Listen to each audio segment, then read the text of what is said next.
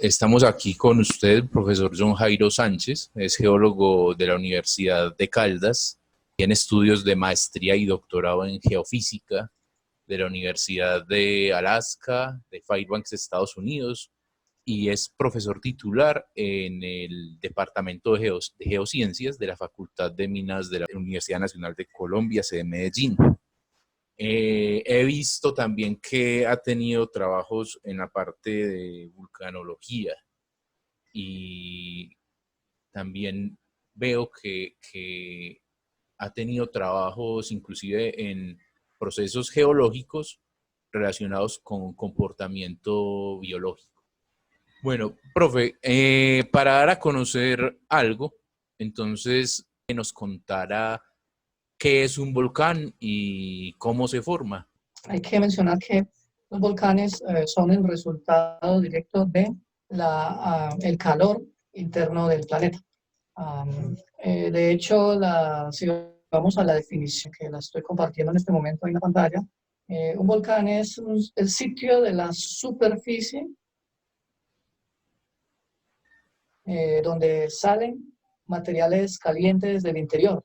Estos materiales calientes pueden ser sólidos, pueden ser fluidos, e incluyen, por ejemplo, lava, como se ve en la foto, incluyen material particulado, ¿cierto? Cristales, pedazos de rocas y también de gases, que entraría también en la parte fluida. Hay que aclarar que el volcanismo, pues esta definición también aplica a cuerpos fuera de, digamos, de los planetas terrestres. Por ejemplo, hay satélites del sistema solar que tienen actividad volcánica. Pero digamos ya restringiéndonos a lo que es nuestro planeta, hay que mencionar que es eso, un volcán es simplemente un sitio de la superficie donde salen al exterior materiales calientes provenientes del interior y son la manifestación de esa actividad térmica interna del planeta. Es un fenómeno bastante común. Los volcanes se forman porque en la corteza de la Tierra, o sea, en la parte más exterior de nuestro planeta, existen fracturas. Y ocasionalmente los materiales calientes, que colectivamente, digamos, en el interior del planeta se llaman magma, que no es más que roca fundida, salen a través de estas fracturas, llegan a la superficie y forman volcanes. En la imagen que les compartí, la voy a volver a colocar acá para que todos la se ve una foto de un volcán. Este es un volcán que queda en Chile, se llama el volcán Villarrica. Como puede ver, esto tiene una forma rica y de la parte superior, de la cima del volcán, en la cual hay un cráter, una depresión, ahí está saliendo de lo que yo les describí. Ahí sale lava, material que se ve en forma de ceniza, ¿cierto? De color gris y una gran cantidad de gases. Entonces, los volcanes están estrechamente ligados a las fracturas de la corteza terrestre, que las llamamos también fallas geológicas. Estos materiales salen a la superficie a través de estas discontinuidades debido a la presión interna que tienen los gases que contiene el magma. Bueno, entonces nos dices que básicamente un volcán tiene como el edificio, ¿cierto? Y es un lugar en donde se tienen que liberar presiones y de hecho sale lava y magma para poder liberar esas presiones. Los materiales en el interior del planeta que, como les decía, se llaman magma, eso es roca fundida, eso contiene una gran cantidad de gas disueltos. Y ocasionalmente se dan las condiciones para que estos gases disueltos ya no lo estén y, por ejemplo, pueden formar burbujas. Y las burbujas le dan unas características especiales al magma, le dan flotabilidad y movilidad.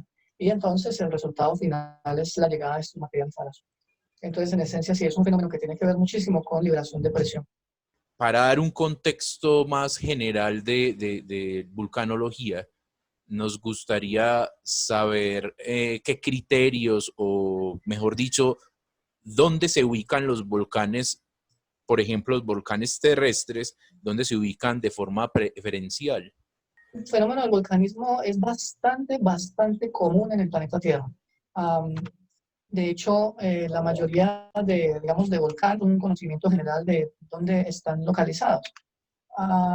En el planeta Tierra, principalmente existen unas áreas en donde se sabe acerca de la ubicación de la imagen que estoy compartiendo. Aparece un mapa donde aparece con un triángulo rojo marcada la ubicación de un volcán que ha presentado actividad reciente. Y cuando yo digo reciente me refiero a los últimos miles de años de historia de la Tierra, eso en estándares geológicos es muy reciente, y volcanes los llamamos volcanes activos. En ese mapa se ve cómo pues están distribuidos en una amplia zona del planeta, pero hay una particularidad. Estos volcanes son los llamados volcanes subaéreos, es decir, los que están por encima de la superficie del agua.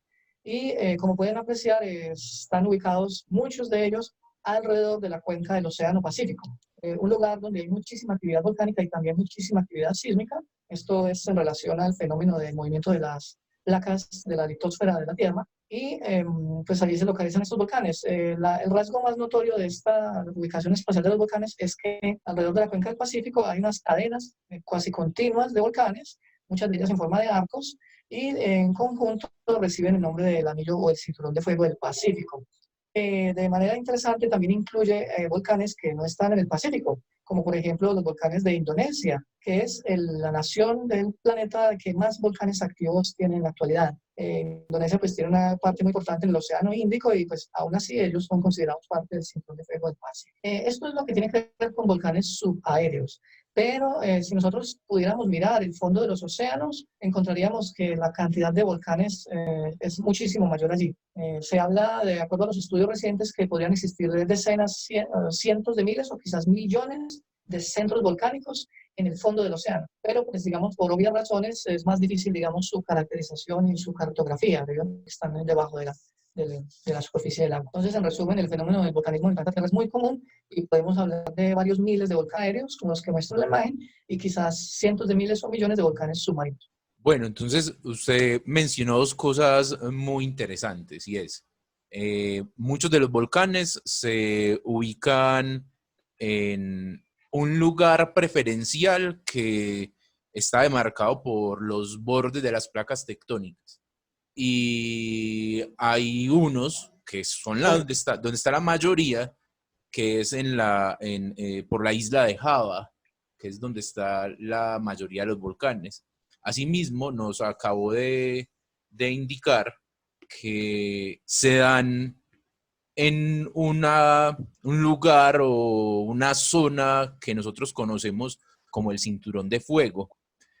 Antes de entrar a esta zona del Cinturón de Fuego y hablar un poco de él, me gustaría saber una diferencia entre tipos de volcanes, ya que los humanos tendemos a clasificarlo todo, que nos indican que existen volcanes activos, latentes y extintos. En ese orden de ideas, pues nos interesaría mucho saber la diferencia entre lo que son volcanes activos, latentes y extintos. Bien, sí, mira, los vulcanólogos han establecido una, digamos, clasificación general en términos de qué tan reciente es la actividad que ha presentado un volcán determinado. Aquellos volcanes de los cuales existe alguna evidencia de que han tenido erupciones, al menos en los últimos 12.000 años de historia terrestre, un periodo geológico que lo conocemos como el Holoceno, a esos volcanes se le denominan volcanes activos. Activos hay unos que tienen actividad histórica, es decir, aquellos volcanes dentro de los volcanes holocenos que han presentado evidencias documentadas de erupciones durante la historia de una región particular. Para el caso del entorno colombiano, esto correspondería al periodo desde la llegada de los españoles a nuestro territorio y entonces se consideran volcanes activos aquellos para los cuales existe alguna documentación de erupciones desde ese periodo. Hay varios ejemplos en Colombia de volcanes históricamente activos, como el volcán de Aleras o el Nevado del Ruiz. Y, y están los volcanes que se han visto hacer erupción en épocas recientes, ayer, ¿cierto? Entonces, y que no hay duda acerca de su actividad, que es inequívoca porque ha sido observado y documentado. Entonces, los volcanes activos son aquellos que han hecho erupción, digamos, en los últimos, desde en el Holoceno hasta el presente, y de esos son los que estoy mostrando en la imagen. De esos hay más o menos unos 1.550, quizás 1.600 de estos volcanes en el planeta. Podrían haber muchos más, pero hay regiones del planeta que, por ejemplo, son inaccesibles y no hay buenos estudios para verificar acerca de si un volcán es holoceno. Aquellos volcanes que no son holocenos, que ya llevan, digamos, de acuerdo a los estudios geológicos, varias decenas de miles de años sin actividad, inclusive cientos de miles de años sin actividad, se denominan volcanes durmientes. También se les denomina volcanes quiescentes, pero es más apropiado decir volcanes durmientes, y estos son volcanes que, digamos, tienen una probabilidad pequeña de reactivarse, ¿cierto? En un periodo de tiempo prolongado. Y están los llamados volcanes extintos, que son aquellos que no han hecho erupciones en millones de años y su probabilidad de reactivación es baja. Esas serían como las tres clasificaciones en términos de probabilidades de erupción. Bueno, entonces es una clasificación que tiene que ver con qué tan factible es que pueda hacer erupción en el futuro, digamos que de aquí a unos tantos cientos de años, ¿cierto? O inclusive decenas de años, que sería mucho más próximo. Sí, digamos en términos de probabilidad temporal de erupciones, es razonable pensar que un volcán holoceno que ha tenido múltiples y repetitivas erupciones a lo largo de este tiempo, pues tiene más probabilidad de hacer erupción en un futuro cercano, particularmente si esta erupción es pequeña. Estos son los eventos geológicos más probables. A medida que tú, digamos, extiendes el periodo de tiempo y aumentas el tamaño de la erupción, estas se hacen más improbables. ¿Qué quiero decir? Que es mucho más fácil, más probable que ocurra una erupción pequeña en alguno de estos volcanes que muestro en pantalla, que ocurra una erupción gigantesca o cataclísmica. Voy a dar un ejemplo. Existe, por ejemplo, el conocimiento general del volcán Yellowstone en Estados Unidos, en el interior del continente norteamericano. Este es un denominado supervolcán, debido a que sus erupciones en el pasado geológico, estoy hablando de cientos de miles de años y millones de años, han sido colosales, de esas que son capaces de cambiar el clima del planeta y provocar extinciones masivas. Pero esos eventos son tan grandes que se hacen rarísimos en el tiempo geológico. En cambio, erupciones de un volcán como el volcán de Alderas, que desde tiempos históricos, repito, desde la llegada de los españoles a nuestro territorio, ha presentado múltiples explosiones repetitivas de tamaños moderados a pequeños, es probable.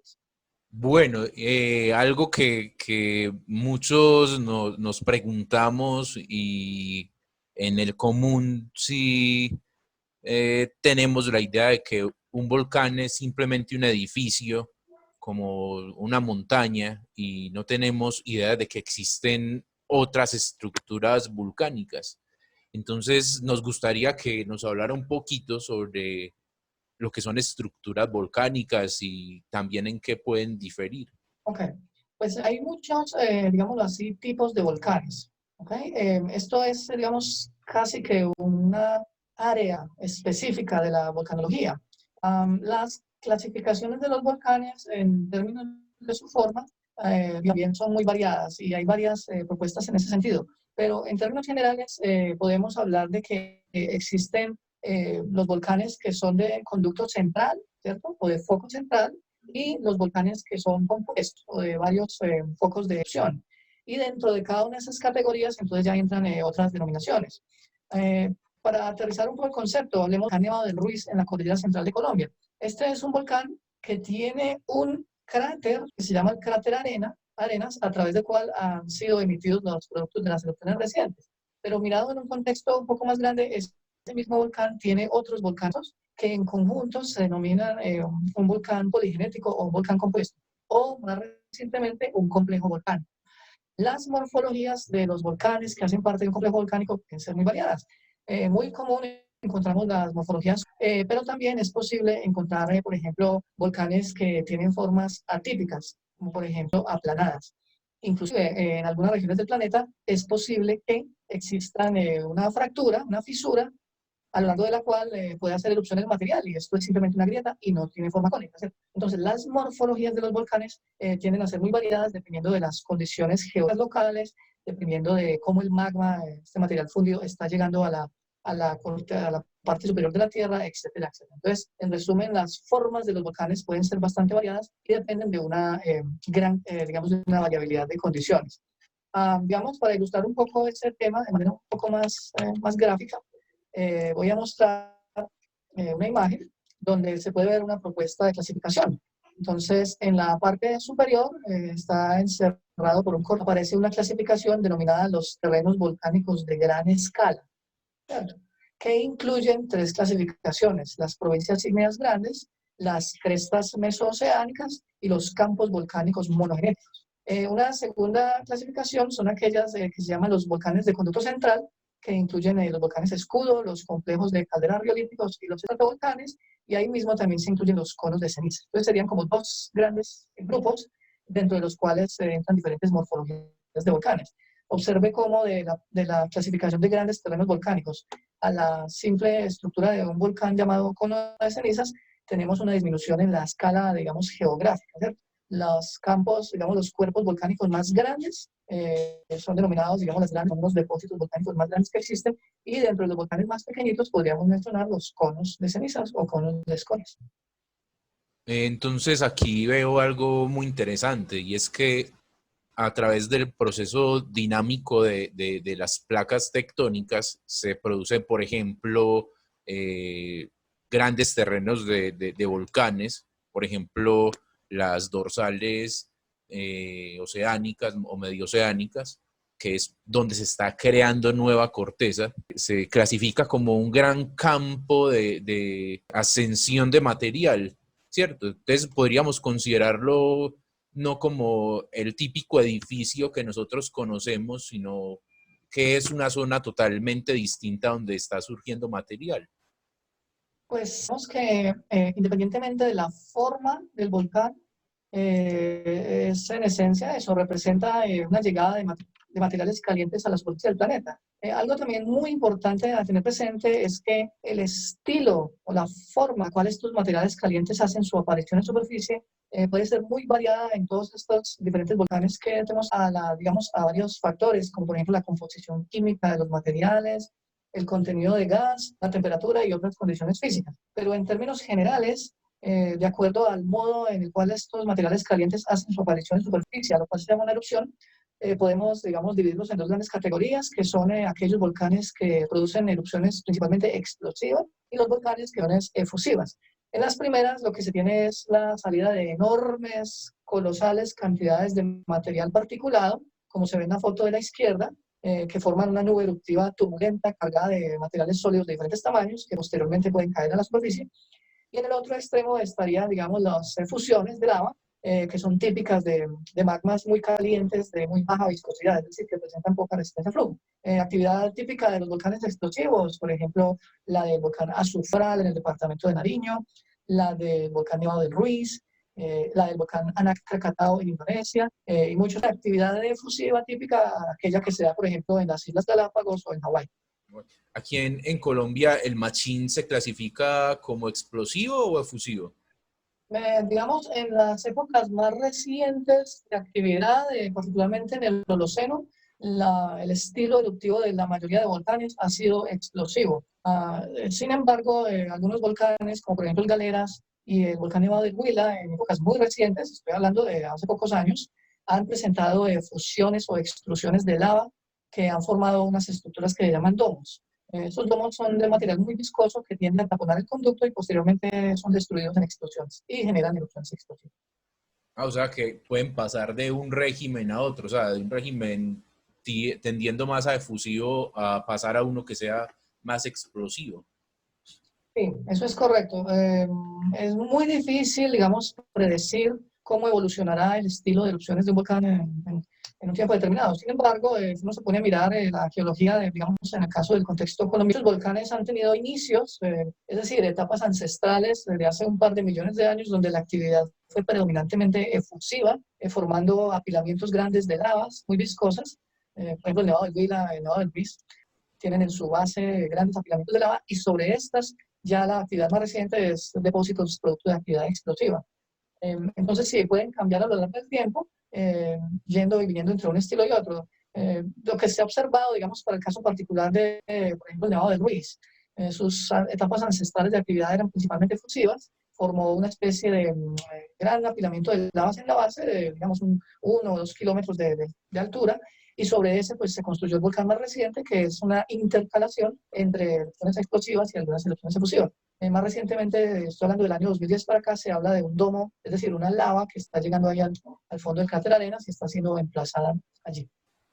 Bueno, hoy por hoy es como uno de los temas de moda, lo que tiene que ver con el vulcanismo, porque eh, la verdad tenemos como muchos vacíos en la parte de cómo se formaba, ya no los has explicado, y también por cosas que han ocurrido en el pasado, grandes desastres que han ocurrido, por ejemplo, en 1883 el Krakatoa hizo una erupción con un régimen explosivo y en muchos sismógrafos se pudo ver cómo la presión del aire estaba generando muchas cosas.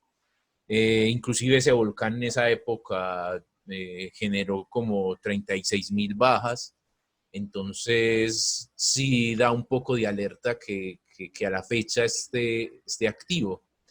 Pero aquí es donde sí nos gustaría hablar un poco más de lo que es el cinturón de fuego y algo así como qué precauciones en la actualidad hay, inclusive cómo medimos y cómo mitigamos el impacto, que es básicamente lo que nos gustaría saber en la parte de vulcanología.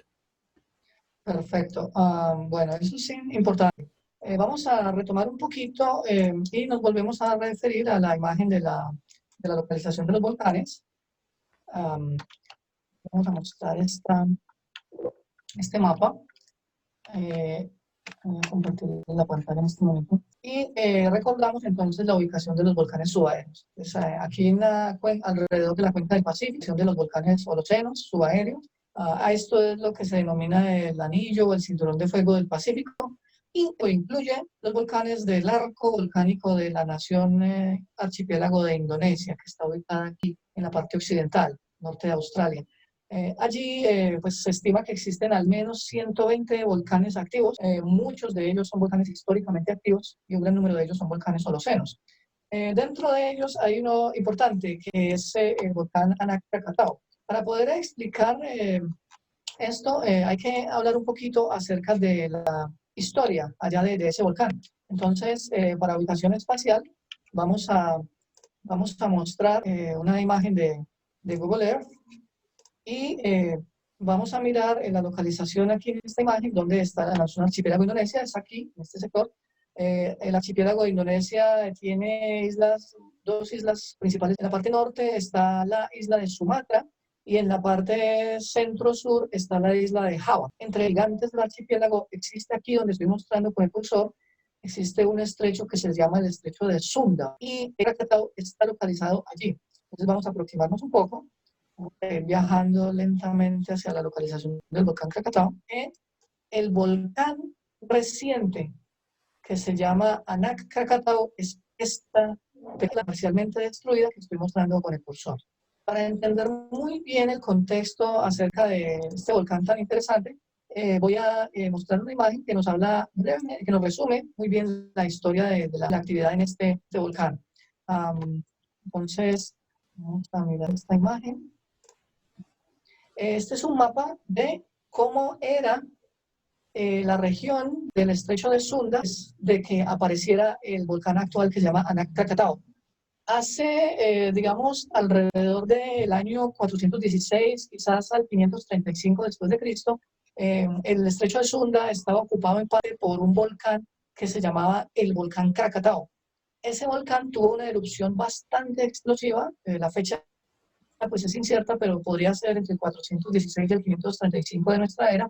Y durante esa explosión se destruyó casi todo el volcán y salieron tres pedazos que se muestran aquí en color gris y color amarillo. Las islas Berland, la isla Lang y esta que queda azul que se llama la isla Kata.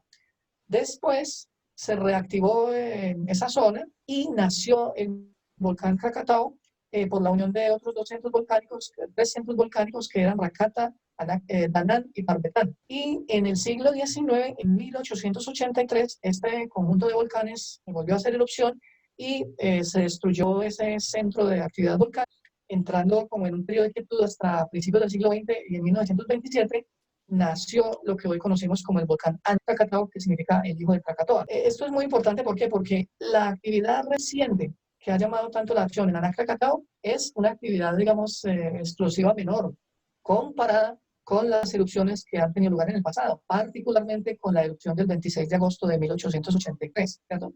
Esta erupción de 1883 fue importante en el sentido de que fue la primera erupción volcánica que fue conocida mundialmente, ¿cierto? Se confirmó en casi todos los países porque hubo difusión, en esa época ya existía el telégrafo, entonces hubo difusión de la información y también porque tuvo la particularidad de que el sonido de esta erupción fue tan potente que se recibieron reportes del estallido en sitios que estaban distantes inclusive a más de 4.000 kilómetros de la erupción. Por ejemplo, en la isla Rodrigo, cerca a Mauricio, en el Océano Atlántico, y en Australia, a 3.500 kilómetros de distancia. La onda explosiva de esta erupción presumiblemente circuló el planeta varias veces, probablemente alrededor del mundo, y generó eventos que se llaman flujos piroclásticos que entraron al océano y generaron tsunamis. Y como resultado de esto, los tsunamis afectaron la isla de Sumatra, presumiblemente también la isla de Java, y murieron 36.000 personas como resultado de esta erupción. Entonces fue una erupción definitivamente muy importante. El otro aspecto a resaltar de esta erupción es que la cantidad de material particulado que fue inyectado a la estratosfera fue tan grande, alrededor de unas 120 millones de toneladas de azufre, fueron suficientes para cambiar el clima del planeta durante varios años. Entonces fue una erupción definitivamente grande que no se compara en tamaño con las erupciones más recientes, sobre todo desde el 2018 para acá en Krakatau. Una pregunta de esas interesantes. ¿Cómo hacemos para medir que un volcán está en un régimen activo o que está a punto de hacer erupción? Claro está que no podemos hacer aún predicción, ¿cierto? Pero sí podemos sondear como el interior de la Tierra para saber cuándo poder dar ciertas alertas a la comunidad. ¿Cómo se mide la actividad de un volcán? Tanto pues en la superficie, o sea, en la superficie observando el aire, como en la tierra, creo que escuchando lo que hay adentro. Digamos, he desarrollado una serie de metodologías muy variadas para vigilar, para monitorear la volcánica, y el objetivo de todas estas metodologías y técnicas y ciencias es el pronóstico de las erupciones. Estas metodologías son muy variadas, caen en el ámbito de diferentes ramas de la ciencia, pero podemos mencionar tres o cuatro importantes. Una de ellas es la geología, que consiste en el estudio de los productos de las erupciones, digamos, utilizando principalmente evidencia del campo. Entonces, los geólogos van alrededor del volcán, colectan muestras de las lavas, de los productos que se llaman piroclastos, estudian la extensión de estos depósitos y otras características para establecer con bastante nivel de detalle cómo han sido las características de las explosiones y de las efusiones de lava en el pasado. Con eso se construyen mapas geológicos de volcanes, que son un insumo muy importante en el tema de lo que tiene que ver con amenazas volcánicas. De otra parte, tenemos, por ejemplo, las técnicas asociadas con la geofísica. Es la rama de la geología que aplica los principios de la física al entendimiento de la Tierra. Y ahí se trata de conocer cómo son los signos de actividad que provienen del interior del volcán, como por ejemplo los pequeños terremotos que ocurren como resultado de la llegada de magma a la superficie. Entonces, dentro del estudio de los sismos está la sismología. Otra parte muy importante de los estudios geofísicos es, por ejemplo, la gravimetría, la cual se estudian las variaciones de densidad debajo de los volcanes, y otras ciencias también que estudian esos parámetros físicos, como la magnetometría. También está la parte del estudio de la química de los productos volcánicos. Entonces, por ejemplo, se estudia la química de los gases que son emitidos del cráter o de los campos fumaróricos o de las aguas en las fuentes termales. La composición química de todos estos productos y su evolución en el tiempo también es usada como un insumo en lo que tiene que ver con el monitoreo de la actividad y el pronóstico de las erupciones. Entonces, en conjunto hay una serie de técnicas, digamos, terrestres que sirven para conocer el volcán y para tratar de establecer pronósticos a largo, moderado y corto plazo. Los volcanes también se estudian desde el espacio y desde el aire. Hay satélites que tienen instrumentos muy sofisticados para determinar, por ejemplo, la temperatura superficial alrededor de los volcanes, o inclusive para medir con bastante precisión la composición química de los productos que han sido eyectados a la estratosfera, ¿cierto? Y más recientemente, aparatos no tripulados, como drones y otras naves pequeñas, han sido utilizados para mirar los productos de las erupciones y analizar su comportamiento. Entonces, en resumen, hay una serie de tecnologías y de técnicas y ciencias que nos ayudan en conjunto a entender cómo es la actividad y cómo progresa a lo largo del tiempo, y apoyan muchísimo a las personas que están encargadas del monitoreo y de las Bueno, alertas. aquí surge otra pregunta muy interesante y es que, por ejemplo, el ITM y específicamente el Observatorio Astronómico se interesa mucho por saber cómo está el cielo y si hay condiciones para observar. Inclusive la comunidad astronómica está interesada siempre en eso, en saber si hay una buena calidad del cielo.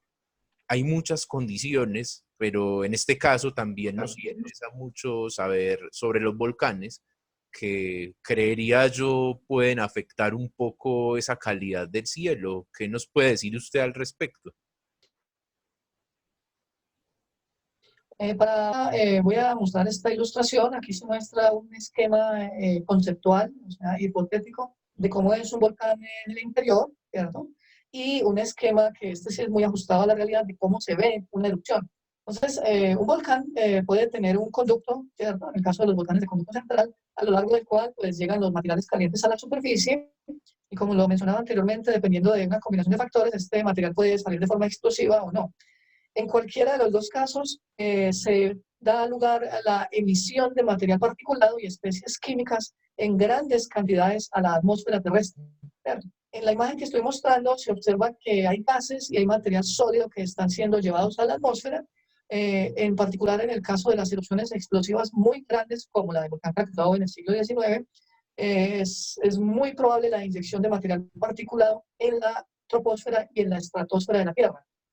Cuando la cantidad de material y cuando la química de este material afectan la estratosfera terrestre, existe una alta probabilidad de que ocurran cambios en el régimen climático local y global, todo dependiendo de la cantidad de material y de la composición química de este. Para ilustrar ese caso, vamos al ejemplo que es el volcán Krakatoa. Voy a referirme a una imagen de esa erupción. Hay que tener presente que estos datos pues son de un evento que ocurrió en el siglo XIX, en 1883, y pues en esa época era bastante, digamos, difícil la colección de datos. Pero como yo lo mencioné, el volcán Krakatoa es famoso porque fue la primera erupción volcánica mundial. ¿Cómo sucedió esto? Resulta que había una sociedad científica, o existe todavía una sociedad científica que se llama la Real Sociedad de Londres. Ellos han sido tradicionalmente muy prestigiosos, es decir, tienen muchos recursos, y después de esa erupción pudieron hacer varias cosas. Una de ellas es que se tomaron la molestia de difundir por telégrafo, por otros medios, información sobre la erupción y le solicitaron a quien los escuchara y a quien los viera que enviara a Londres, al Reino Unido, enviaran información sobre lo que han visto en su zona después de la erupción. Y recibieron miles de reportes alrededor del mundo con dibujos, con mapas, con esquemas acerca de efectos posteriores a la erupción. El resultado de la compilación de esos datos, uno de esos resultados lo estoy mostrando en pantalla. En la parte izquierda se muestran los inicios de la erupción de 1883, así era la isla de Krakatoa antes de la erupción, esto fue en mayo de 1883, y en la parte izquierda estoy mostrando un mapa donde aparecen unos contornos puntados marcados con unos números. Los contornos punteados muestran la extensión de los materiales de la erupción en días después del 26 de agosto de 1883. Entonces, aquí estoy mostrando con el puntero del mouse que el 26 se observaba la nube eruptiva aquí cerquita a Indonesia. Ya para el 28 de agosto la nube eruptiva estaba en África, y así sucesivamente. Para el 2 de septiembre de 1883, esos materiales ya pasaban por Sudamérica, y el 9 de septiembre de 1883 dio una vuelta alrededor del mundo. Es decir, en tema de unas 2 semanas, los productos de la erupción ya le habían dado la vuelta al planeta. Esto tuvo varias implicaciones. Primero que todo, la erupción fue tan explosiva y tan grande que mucho de ese material fue a la estratosfera de la Tierra. Y allá es donde tienen lugar los cambios que conducen a cambio climático global. Y segundo, ocurrió un descubrimiento muy interesante. Hasta la fecha de esa erupción no se sabía acerca de la existencia de este sistema de vientos estratosféricos tan importante que circula de oriente a oriente por todo el planeta.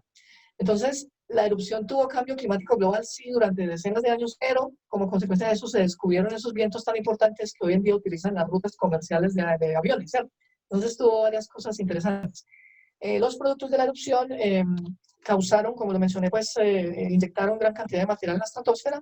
En particular, esta erupción tenía un contenido de azufre muy importante. Se estima que fueron unas 120 millones de toneladas de azufre que fueron inyectadas a la estratosfera, y esto produjo un cambio climático a nivel mundial. Como dato interesante, les voy a mostrar una imagen acerca de los efectos inmediatos y a largo plazo. Años después de la erupción, la Real Sociedad contrató artistas, uno de ellos muy importante era un pintor que se llamaba y a este artista le pagaron para que fuera alrededor del mundo a documentar los efectos de la erupción, que en muchas ocasiones rojos en muchas partes del mundo. Entonces Ashcroft se dedicó a pintar los atardeceres en el Reino Unido y se veían escenas como esta que estoy mostrando en la parte inferior izquierda de la pantalla. Estos son escenas de sitios en el Reino Unido donde se ve claramente un atardecer muy bonito con coloraciones naranjas y rojas. Y en la parte derecha estoy mostrando dos cuadros, dos versiones de un cuadro muy famoso que se llama El Grito, de un autor noruego que se llamaba Edvard Munch. Estos cuadros de Munch fueron pintados 10 años después de la erupción del Krakatoa y se observaba como el cielo en Oslo, en Noruega, todavía presentaba esas coloraciones rojas que son el resultado de la reflexión de los rayos solares en la base de la nube volcánica estratosférica. Como dato curioso, el pintor Edvard Munch pintó varias versiones de su famoso Grito. Una de ellas muestra aquí a la derecha, esto es una pintura como en crayón sobre cartón. Y este cuadro en el año 2012 fue subastado en Europa, si mal no recuerdo, no sé si fue en Europa o en una casa en Estados Unidos, y el precio de la venta de este cuadro fue de 112 millones de dólares. Entonces, como consecuencia de una erupción volcánica, un pintor dibujó un paisaje pues que para él era muy triste, pero con el tiempo esto se convirtió en la obra de arte más cara jamás vendida, ¿cierto? Efectos insospechados de las erupciones volcánicas. Entonces, digamos que las erupciones volcánicas, si son muy grandes, pueden cambiar el clima del planeta, pueden disminuir la temperatura global por años después de la erupción, y las cenizas que pueden llegar a la troposfera y la estratosfera pueden obstruir el paso de la luz solar, cambios en el estado del tiempo y en el clima local y global. Bueno, creo que para ir cerrando, nos gustaría que nos hablara un poco de la condición más local de Colombia, ¿cierto? Ya que debido a que nosotros tenemos como en la zona pacífica parte del cinturón de fuego y volcanes que están al sur de Colombia hacen parte de esta zona activa que, como usted ya lo dijo, es activa por las placas tectónicas, pues, debido a que conocemos el Galeras y al volcán Nevado del Ruiz, conocemos los volcanes en edificio volcánico, ¿cierto? Pero, ¿qué condiciones tiene Colombia en estos momentos que nos haga o especiales, podamos decirle a las personas, sí, estamos monitoreando y no sé, algo pasa con los volcanes? Quisiéramos saber un poquito más de ese contexto más regional, más de la casa. Retomando un poco el tema de los volcanes a nivel global, pues aquí nuevamente la localización de volcanes holocenos subaéreos en el planeta. Y como usted lo mencionaba, efectivamente con la participación ahí en lo que es el Cinturón de Fuego del Pacífico. Entonces en Colombia existe un número importante de centros volcánicos. Algunos de esos volcanes sabemos hoy en día que son volcanes activos. Pues, digamos, de acuerdo a los estudios geológicos en los cuales se estudian los productos volcánicos, se establece en muchas ocasiones la edad de estas erupciones y entonces los podemos ubicar como, digamos, dentro del Holoceno, en la categoría de activos. De todo en Colombia hay un par de decenas, poco más de 20 volcanes que hoy sabemos que son activos. Esos los estoy mostrando. Aquí tengo una imagen donde se muestra una silueta de Colombia. El rectángulo rojo, ahí se indican algunas de las ciudades más mayores, el de Pasto al suroccidente, Medellín hacia la parte norte-centro. Y el mapa de la izquierda, que es una imagen con topografía, está la ubicación de esos 21 volcanes que han sido identificados como volcanes activos en Colombia. El más norte de esos volcanes es el volcán San Diego, que está en límites entre el departamento de Caldas y el departamento de Antioquia, y los más sureños son el volcánico Chile Cerro Negro, que quedan aquí en la frontera con Ecuador. Entre esos dos extremos de volcanes activos tenemos como unos focos, y aquí hacia la parte norte están los volcanes, por ejemplo, como el volcán Cerro Bravo, el volcán Nevado del Ruiz, muy importante en lo que tiene que ver con la historia de la volcanología en Colombia, por su erupción del 13 de noviembre de 1985, durante la cual pues, se produjeron flujos de lodo que afectaron la población de Armero, produciendo un número muy grande de fatalidades. Está también el volcán Cerro Machín y otros como el volcán Nevado del Tolima. Ya más hacia la parte centro-sur del país están los volcanes del Huila, el volcán Puracé y el volcán Sotavento. Y hacia la parte suroccidente está el complejo volcánico Doña Juana, el volcán de Aleras, el volcán Azufral y el complejo volcánico Chile Cerro Negro. Todos estos que estoy mencionando y que estoy mostrando en la imagen tienen algunos estudios. Por ejemplo, ya sabemos que son volcanes activos. Eso significa que se han hecho estudios geológicos a cierto nivel de detalle. Muchos de estos volcanes tienen instrumentación con propósitos de monitoreo y se les hace seguimiento de su actividad. Claro. Todo esto ha sido, digamos, el resultado de la erupción del volcán Nevado del Ruiz en 1985. A partir de él, pues, digamos, se conoció de manera muy difícil y dolorosa la peligrosidad de los volcanes en Colombia y se estableció, digamos, la red de observatorios vulcanológicos que está encargada del monitoreo y que es administrada por el Servicio Geológico Colombiano. Al igual que también ellos llevan a cabo la evaluación de las amenazas que se derivan como consecuencia de la actividad de estos volcanes. Creo que fue una charla muy amena. Aprendimos mucho de volcanes del día de hoy. Vimos que es un proceso natural, no es otra cosa más que eso, que sí hay que mitigar el riesgo y los impactos que esto pueda generar, inclusive en el área en otras áreas como las artes y las humanidades también impactan en áreas como la astronomía. Y es porque es un fenómeno natural que viene desde el interior de la Tierra y es capaz también de afectar el aire, inclusive las aguas. Muchísimas gracias por compartir este gran rato con nosotros. Le agradecemos mucho por ese conocimiento y por decirnos que es algo pues que el planeta tiene que pasar, que es un comportamiento geológico natural. Ok, yo creo que como nota final, bueno, pues voy a mencionarles que se ha reportado en varios volcanes alrededor del mundo, incluyendo también volcanes en Colombia, como el Nevado del Ruiz.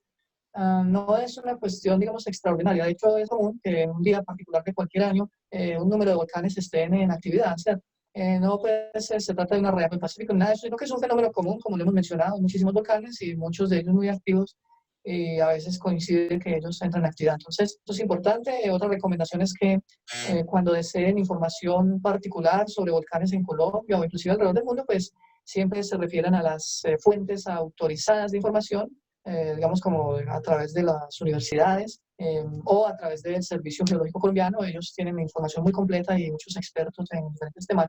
Yo les quiero dejar mi información de contacto para que ustedes o ustedes mismos, Nelson, si tienen preguntas adicionales o consultas o comentarios, pues pueden dirigirse a ese correo electrónico y ahí ya saben dónde encontrarme.